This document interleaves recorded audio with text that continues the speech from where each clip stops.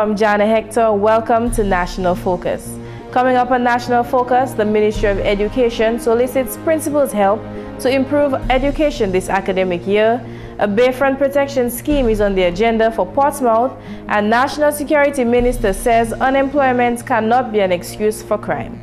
Stay tuned as we bring you details of these stories and more when National Focus returns.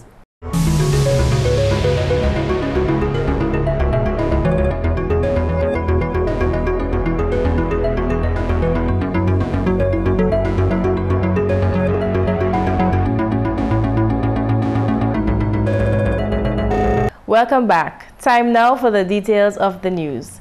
Minister for National Security, Honorable Charles Savre, has refuted claims that unemployment is the leading cause of crime and other deviant behavior in our society.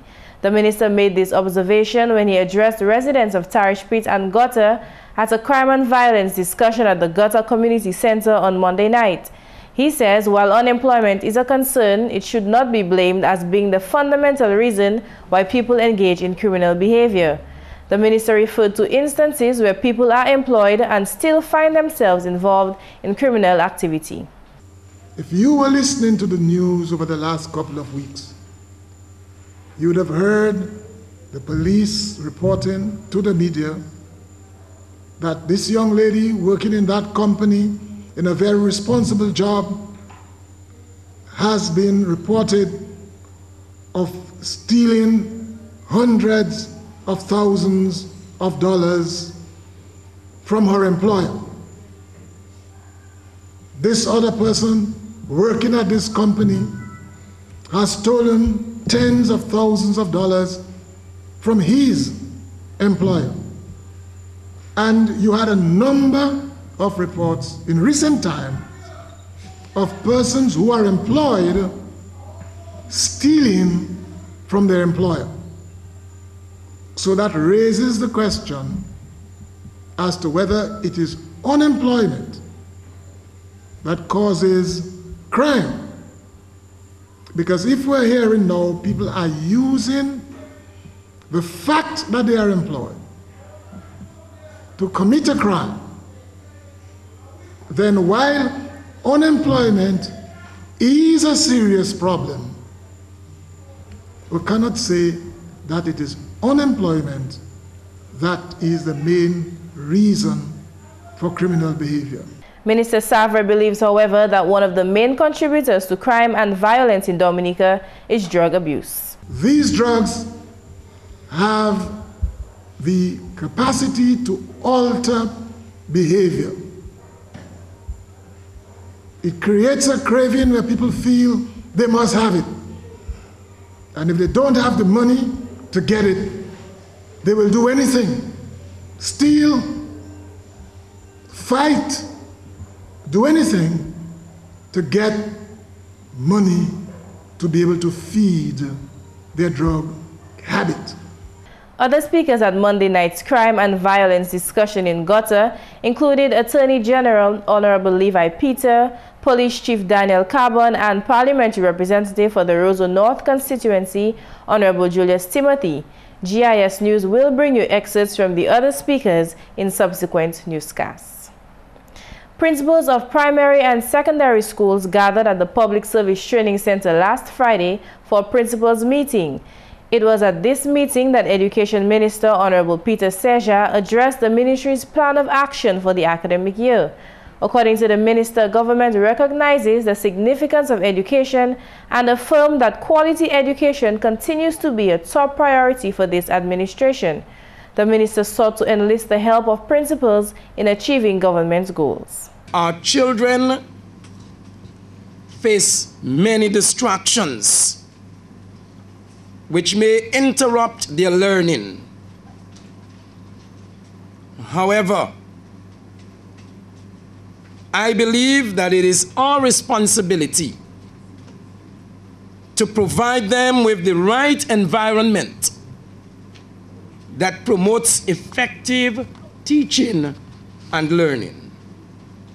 You, principals, have the most important role in ensuring that our children receive the best opportunity for education. He emphasized that principals should adopt the Ministry of Education's policy that every child can learn. When students believe that success is possible, they will try. Therefore, the first priority at any school or in any classroom is to help students believe in themselves and their ability to learn. The minister urged principals to take charge of their schools and be effective managers. You must, therefore, be effective managers, leading your staff and students in the direction that you feel is most progressive for your school. You are key to the success of your school. We trust that in your position, you are well able to be decisive in ways that are parallel to the mission of the Ministry of Education and Human Resource Development. While governing a school may have its challenges, the minister stated that each principal must regard themselves as game changers. We live in a changing environment, in an age of innovation and technology. No longer can we depend on outdated ways and modes as we did before. And so it is okay to adapt to the changes to meet the needs of your students. You must be willing, principals. You must be willing to take your school into new areas, into new levels of teaching and learning. This, I believe, could mean making use of the technology that is available at some of your schools, which I've been advised in many cases are not being put to maximum use. Move away from the old modalities and be innovative and creative. Meanwhile, Stevenson Hyacinth, who is Chief Education Officer, sought to give insight into the Ministry of Education's broad framework for this specific year. He says quality education continues to be at the forefront of the ministry. Let us never forget that the nation's children is its greatest resource.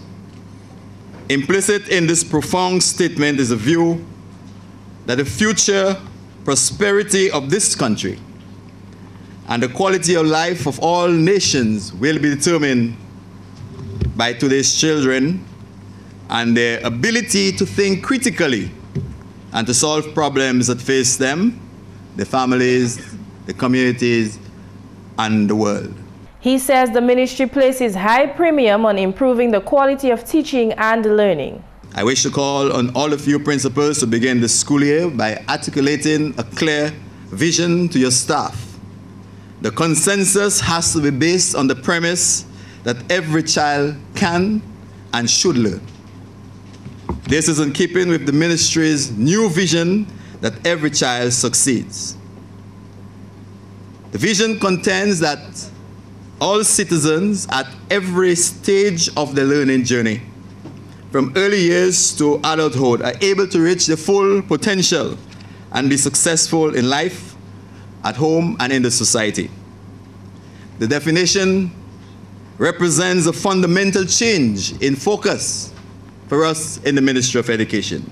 The Chief Education Officer stated that the ministry is not only focusing on every person having a right to learn, but they are now placing emphasis on the quality of education being taught and how learning occurs throughout the lives of students. The vision, Every Child Succeeds, outlined the strategic imperative for this ministry. The vision compels all of us who are involved in the process of education to focus on improving the quality of teaching and learning at all levels and to engage learners in relevant and stimulating child-centered experiences that raise their attainment. The vision, Every Child Succeeds, places the school at the center of change. GIS News will bring you more on this story in a subsequent newscast. 2 energy efficiency experts are currently in Dominica to help set standards that will help with reducing the island's energy consumption through use of energy-efficient household appliances. Jarna is technical advisor with the Caribbean Renewable Energy Development Program, CREDP, which aims at the development of renewable energy and energy efficiency in the Caribbean. She shared the purpose of the visit. We want to look at introducing energy efficiency standards and labels for electrical household appliances in these countries. The team is working closely with the Bureau of Standards to implement the energy reduction model and is very satisfied with its cooperation. Karsten said the work involves stakeholder discussions and training sessions, which are currently ongoing on the island, and data collection, which she explains has already been conducted in 3 other islands. We have done household surveys, non-representative household surveys, but at least to get an overview over the appliances that are used in low and middle income households. We did this in 3 countries throughout the region, and this was important for us to find the appliances that we should focus on from the beginning of the project. And we found out that, of course, refrigerators are very common in the households, also TVs, washing machines. So it was good for us to get some data, and we also got data on whether households mainly purchase their appliances cash or hire purchase or on loans. We asked people how much they know about the concept of energy efficiencies and energy labels. So we got some good data there. We also analyzed statistical import data to get an idea which regions of the world the appliances are mainly imported from. The Caribbean Renewable Energy Development Program is intended to assist the country with reducing its energy consumption through individual consumers, Carson disclosed. The benefit of this project for the people in Dominica is actually twofold. One is at the microeconomic level. It should benefit the households themselves, especially low and middle income households, should be enabled to reduce their electricity consumption and thereby their electricity bill by having better information on the consumption, the electricity consumption of the appliances they buy, and so make a better informed purchase decision and be empowered to influence their bill that way. The technical advisor revealed that the CREDP, which is 4 months old, is focusing on the 6 independent OECS countries at this stage, but hopes to reach the wider Caribbean market soon.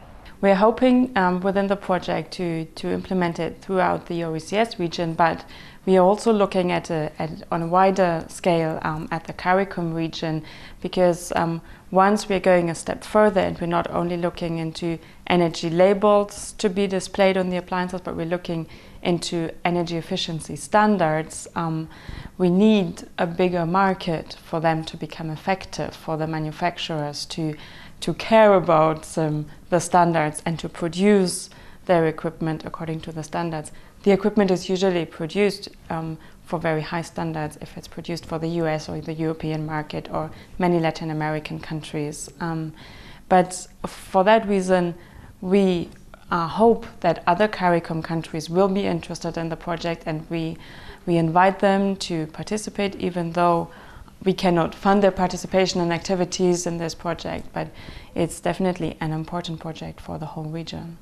Teammate Carlton James, who is Principal Advisor at Development Communication Associates of Guyana, explained his task in the program. My role is essentially to guide the communications aspects of this project,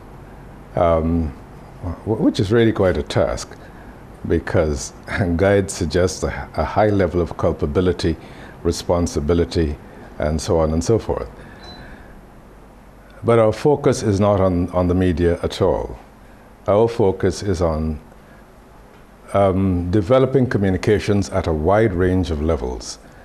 Our public awareness is awareness and building capacities among many publics.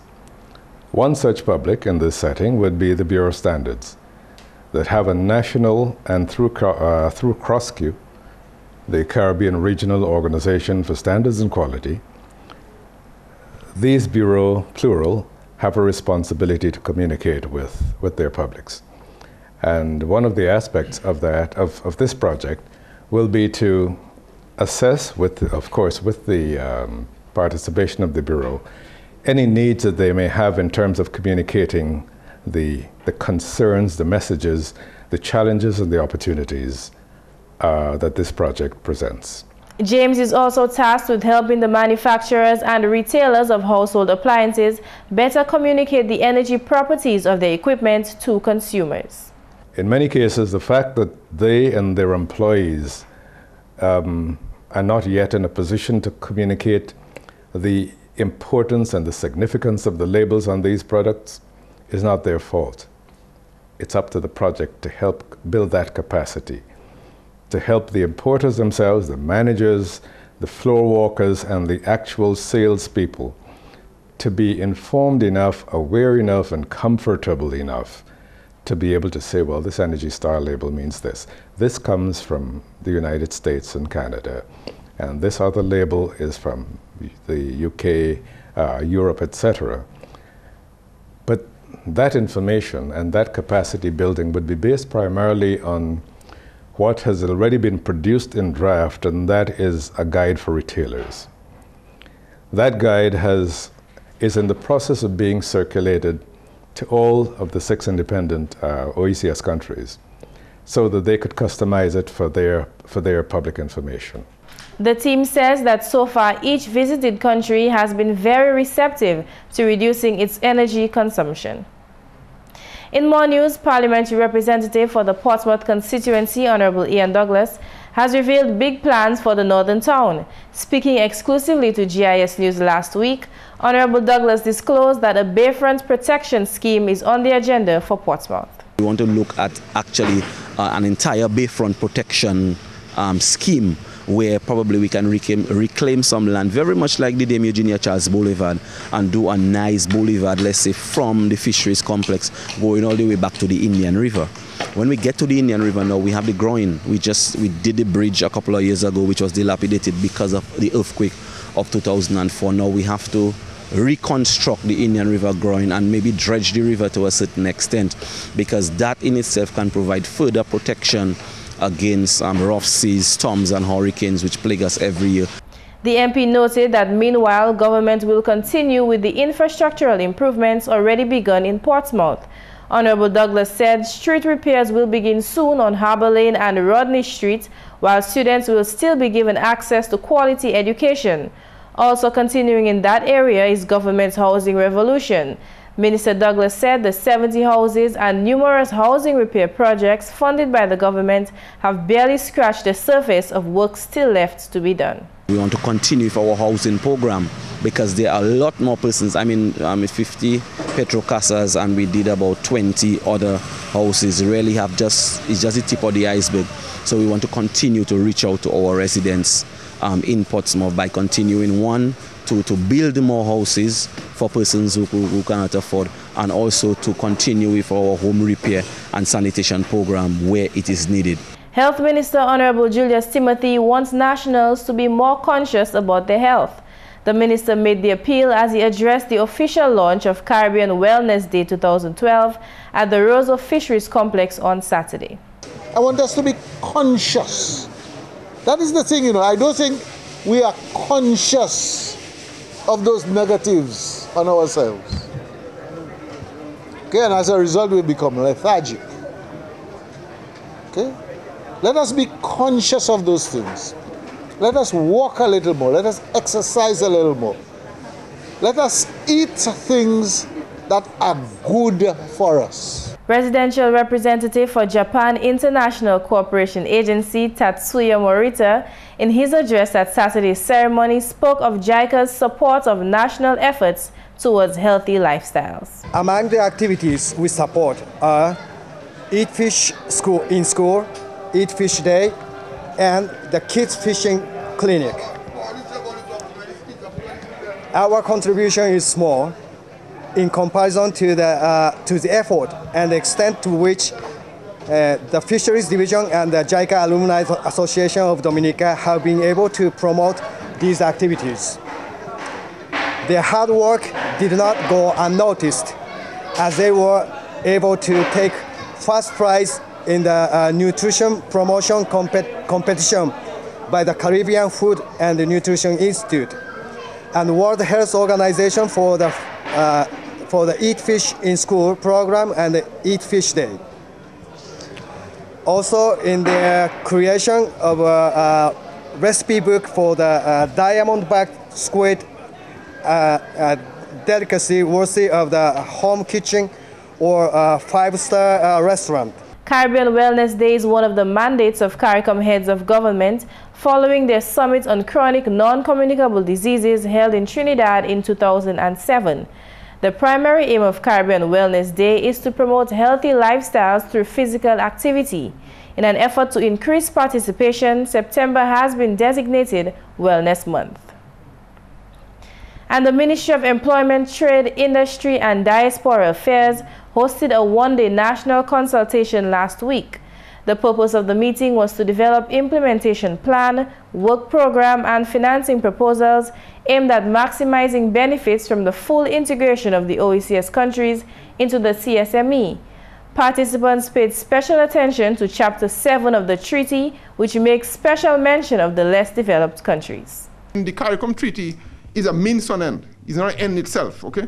It's supposed to, and even the CARICOM Treaty has a number of, objectives, overall objectives. And of course, if I could summarize the objectives in one sentence, is to improve the quality of life of the people of the Caribbean community. That's its core mandate, through greater collaboration, cooperation, among the member states in a variety of areas: functional cooperation, economic integration, coordination of foreign policies where that is mutually beneficial. So that is the overall purpose of the CARICOM Treaty. And within there, you have Chapter 7, which deals with the LDCs in particular. Chapter 7 of the treaty relates to disadvantaged countries, regions, and sectors. It discusses support for those negatively affected by the CSME. And that's the English segment of the news. We now join McPherson St. Luce for the Creole highlights. Allô tout le monde, bienvenue à cette nouvelle en Creole. Non, moi, c'est McPherson St. Luce. Premièrement, membre parlement pour Roseau Valley, Honorable Dr. John Colin McIntyre, bien plaisir pour projet titre gauche en Loda. Projet cela qui one service par touristes et puis d'autres monde qui a visité l'occasion là. Honorable McIntyre aussi bien plaisir pour programme où la jeune homme Wansalam qui a engagé en affaires appointies qui a servi wash bâti facilité là. Moi toujours qu'à parler quoi. Là où regardez quoi tout en Dominique, tout en Roseau, tout en Portsmouth, toutes ces places là où quand ouais moun qui servi local resources, ça c'est wash. Et bien nous pas ni pour quitter ces bails ça because nous pas ni pour gagner ça comme si des yo là. Moi quand pour tirer wash hot live hot là mais où ça pas ça moi parler quoi wash qui tout en place nous ça casser yo ba yo vijaille et fait météo ada en manière comme si c'est un puzzle avec ça bien belle comme si en différentes qualité wash tout couleur Dominique plaît ça avec moun pour service bail ça appelé c'est même qualité casque ça comme si des cathedral tout old fort toutes ces qualités bail ça yo là toujours yo pas croiser yo là toujours so, si nous ça servi manière ça bail un belle vijaille reinforcely nous pour reinforcely because nous parler là bail là trembler pour y tomber reinforcely avec ces bail ça maximum actuellement moi fait une sec jeune moun hot Roseau Valley nous fait yo apprendre ça qualité trade ça 9 semaines passées yo fini yo ni skills là avec actuellement moun sa yo qui yo pour travailler pour yo avec ça nous de faire là pour bailler skills là avec ces même qualité skills ça moi les tirer hot moi les mener hot différentes places Dominique moi les mener Roseau mener Maro mener Guatas tout en Dominique la jeune homme qui bien sérieux il ça fait bailler ça. À notre nouvelle, travail qu'a progrès bien formidable à ce projet hôtel qui Morocco qu'a bâti en ville Guatans. Si l'homme ministre touriste, Honorable Ian Douglas, est bien satisfait de manière progrès qu'a pris place en l'occasion celle-là. Honorable Douglas fait parole qui plusieurs monde qui tapent travail, les facilités ça qui ouvert en l'année 2014. Et aussi fait parole qui autant monde déjà montré l'intérêt pour manager facilité là.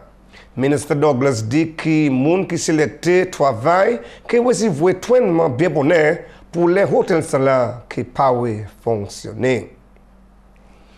En la nouvelle, le ministre de l'Éducation a avisé toute l'école en pays là pour ni en PTA association teacher et puis parents avant moi ça la botte. Parole ça là sorti au ministère de l'Éducation honorable Peter Saint-Jean. Selon le ministre Saint-Jean, il y a une association toute PTA qui est aussi branchée en bas en association nationale. Il est nécessaire pour nous comprendre qu'en ces jours-là, ça qui nous a vivre. Pour les enfants faire bien, c'est faut nous ni teach à l'école et aussi nous ni ces parents là, communauté là qui en l'envie ces enfants ça yo. Et pitié ces parents là on doit travailler ensemble avec l'école là pour éduquer les enfants, pour instruire les enfants pour y faire bien. En communauté, nous avons créé tout en Dominique. Pour ça, nous avons créé formation en National PTA Executive.